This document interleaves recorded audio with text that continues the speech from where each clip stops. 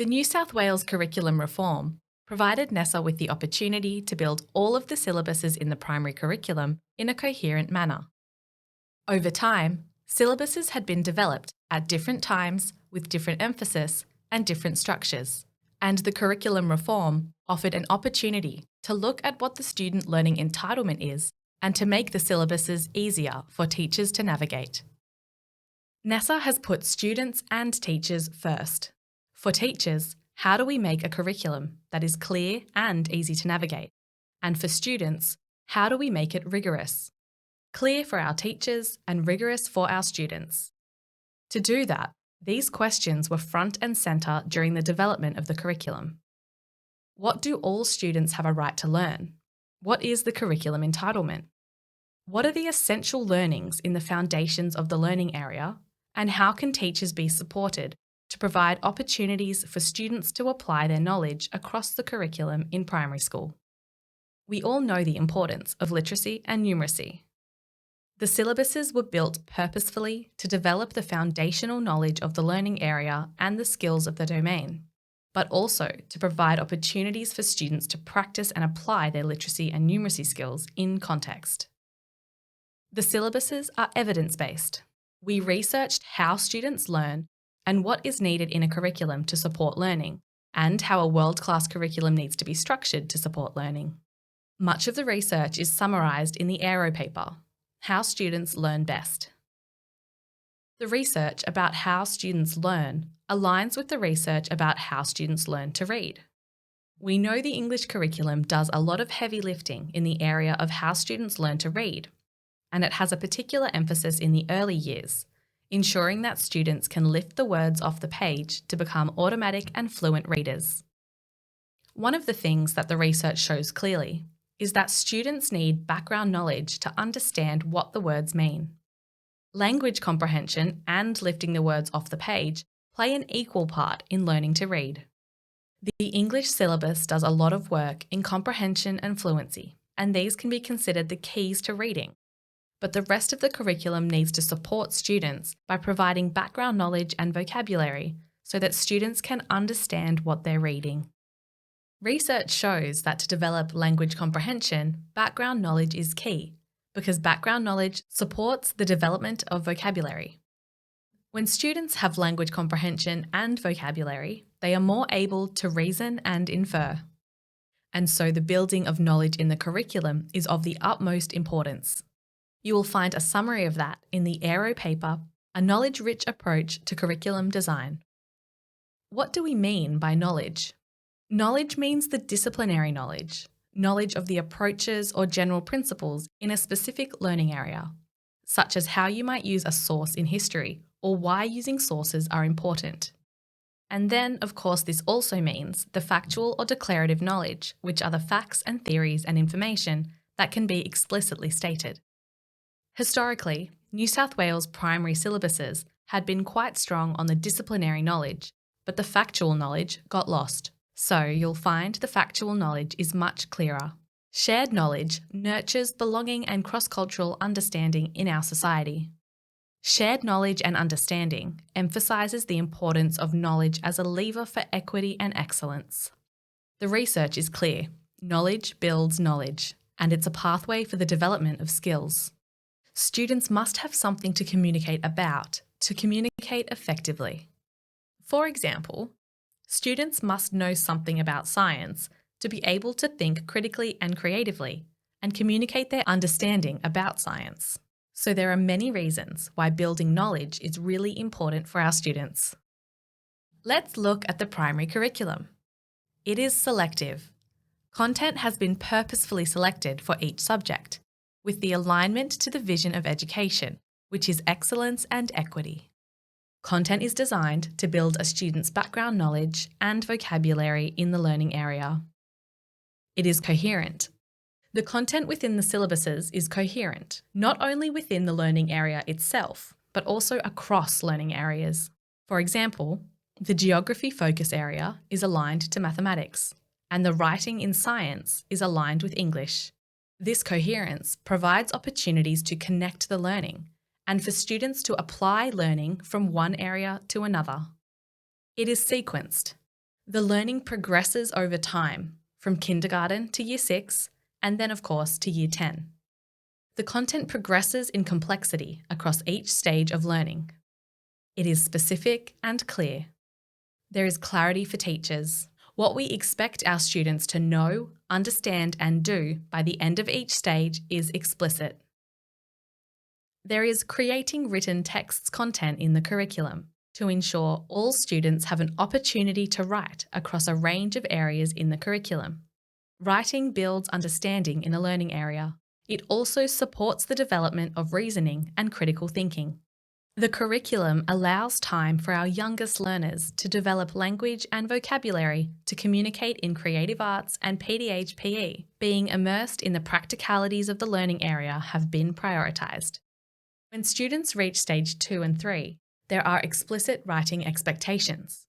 In HSIE, the explicit writing content is in the history focus area, and there's a content group from kindergarten that progresses right through to an outcome in stage 3. The syllabuses include the language that our students will need to understand and control to write and learn in HSIE. It is similar in science and technology. The focus centres on the language students will need to communicate and express their learning as they learn to control that language. Specific content in the Stage 3 outcome shows this progression of learning, and this progression supports students' writing well into their secondary education. Another feature of the primary curriculum is the inclusion of access content points, which are in all of the primary syllabuses. These are specifically to support students with a significant intellectual disability who are working towards early Stage 1 outcomes. Access content points guide teachers to lean into a student's abilities and support them in their education journey. Decisions regarding curriculum options for students with a disability should always be made in the context of collaborative curriculum planning with families and the school. Let's take a look at human society and its environment. For a long time in New South Wales education, HSIE has been the mirror, reflecting back students' immediate experiences. The cognitive research is quite clear that young children can learn about interesting things beyond their immediate experiences. Not only can they do this, but they need to, because the brain needs inputs to learn.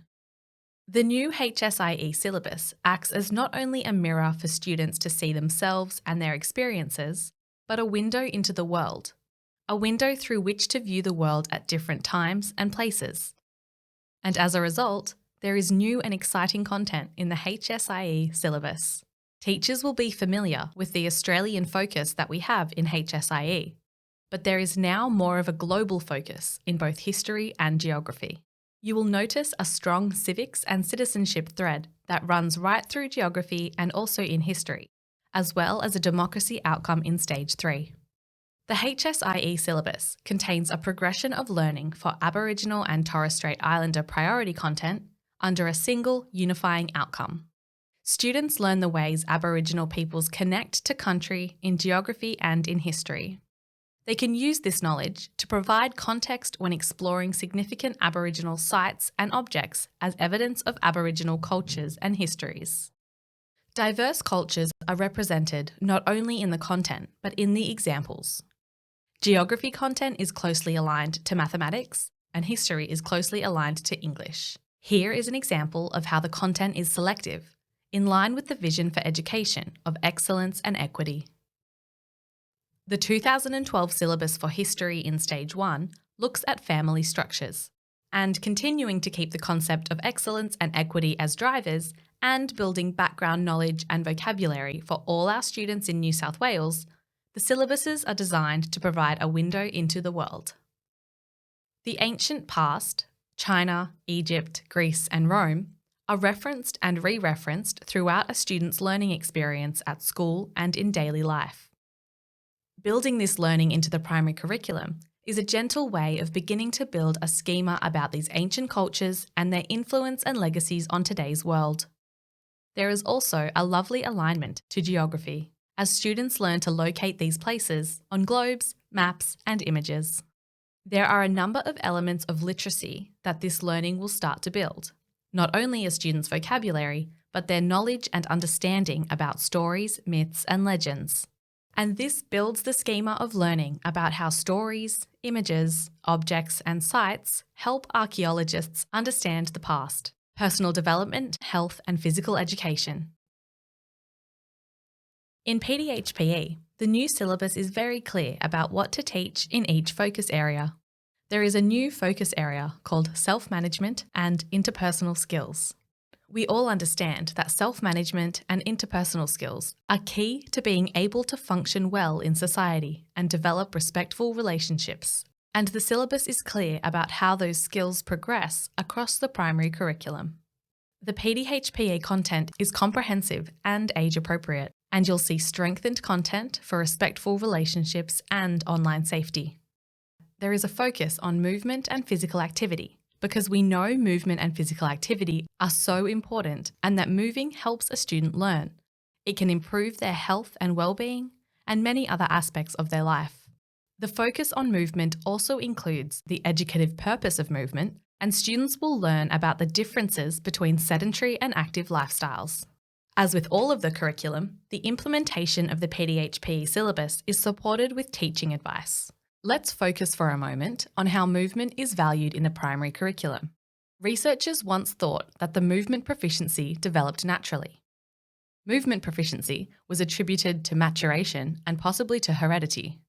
But what we know now is that instruction and practice are significant in movement development and competence. That's why, across the curriculum, there are many opportunities for instruction and practice of gross and fine motor development. Motor control is important in and of itself, and it enhances learning. Fine motor skills in visual arts, gross motor for dancing, motor skills for handwriting in English, and fine and gross motor skills in music, especially percussion and performing and composing. In PDHPE, the fundamental movement skills expectations are explicit. Here is an example of specific and clear content. The 2018 syllabus has dots and dashes, and sometimes there are examples within the examples. To help teachers and make the syllabus user-friendly, and to be clear about what students need to know, understand, and do at particular points in time, essential content has been provided, and the content works with the content group headings and the outcomes. It's essential that all students in New South Wales have the opportunity to learn how important it is to protect their personal information, their identity in online environments, and to learn about respectful digital citizen behaviours. Now let's take a closer look at science and technology. The syllabus is clear for teachers about where to develop concepts and skills.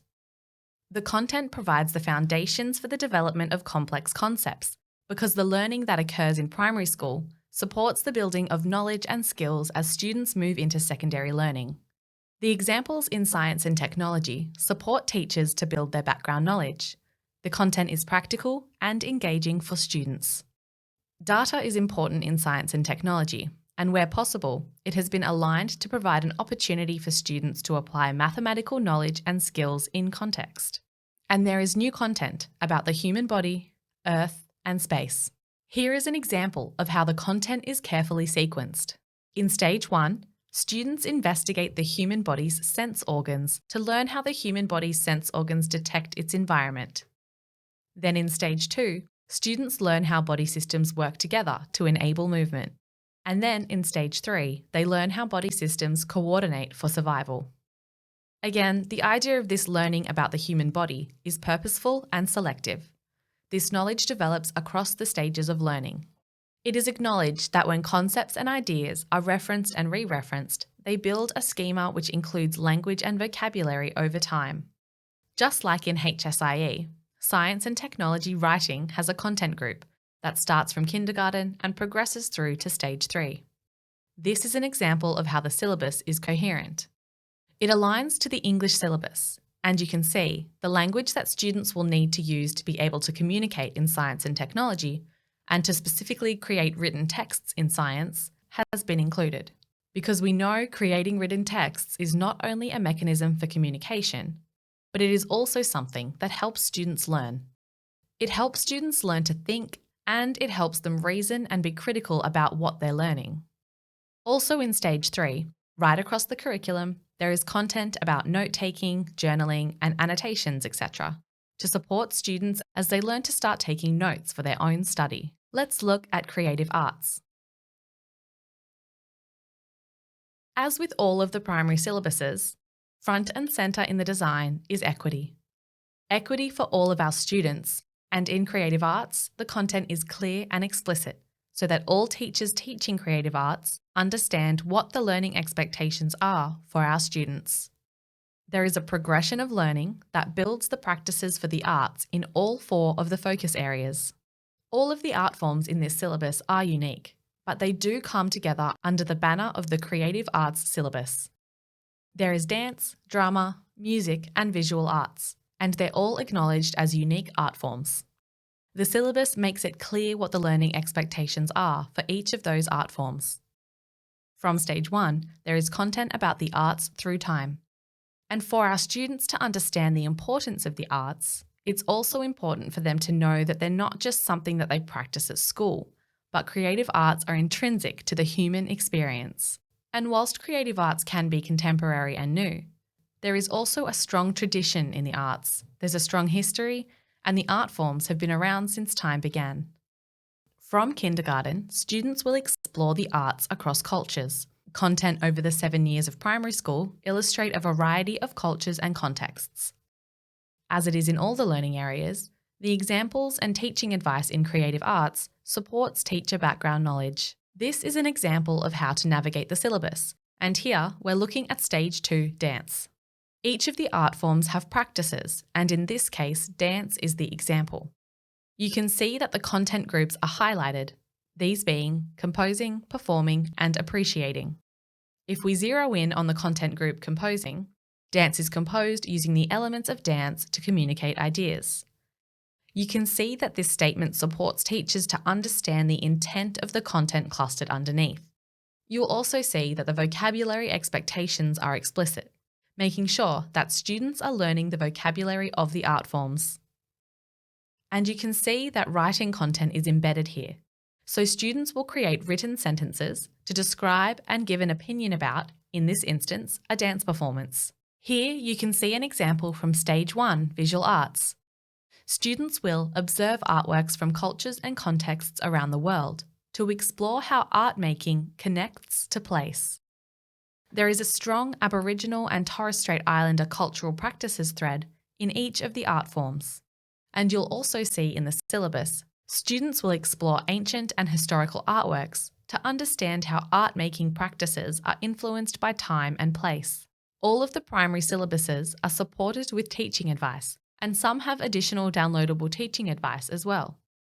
Connections to mathematics and English, and to other learning areas, have been identified in the section at the bottom there, labelled Making Connections Through Related Content. And these are just suggested connections. They're there to help you start to see the coherence across the curriculum and how they might support students to apply their learning in different contexts. When we think about applying knowledge, it's important to consider how a student might develop their understanding and how prior knowledge is important, right across the curriculum. Let's use this content as an example, because it's new to the primary curriculum from HSIE Stage 1. As mentioned earlier, the ancient past is referenced and re-referenced in modern-day life. Stage 1 students learn about ancient China, Egypt, Greece, and Rome, and they begin to develop an understanding of the ancient past. And continuing in Stage 1, Creative Arts, where students are looking at ancient and historical artworks, teachers may explore with their students ancient and historical artworks such as Egyptian paintings, some Greek urns, or the Chinese terracotta warriors. Still in Stage 1, Science and Technology, in the content group The Sky is Our Window to the Universe, students examine the cultural representations of the sun, moon, and stars, and will learn that there are many ancient Roman, Greek, Egyptian, and Chinese stories that are linked to the sun, moon, and stars.